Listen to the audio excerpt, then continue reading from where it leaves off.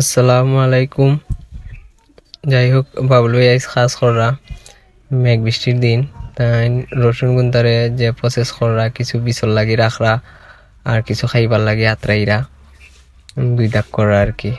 আর যে তার পাশাপাশি আবার রসুন খারাপ না ভালো হয়েছে, তার লগেও আবার আমরা কিছু পেঁয়াজ আছে, পেঁয়াজও কিছু স্টক দেবো হয়েছে যাতে পেঁয়াজ গুনতা নষ্ট না হয়। হরিয়ই পেঁয়াজর সবকিছু করিয়া রাখা হয়েছে মাটির মধ্যে। আর পেঁয়াজ এবার 10 মনের কাছাকাছি আইছে, যে প্রায় আমরা 8 মন বেশ হয়ে গেছে, আর 2 মন রাখা হয়েছে খাওয়ার লাগি, যে বছর যাওয়ার লাগে আর কি, বছরের খানি আর কি স্টক তো হয়েছে।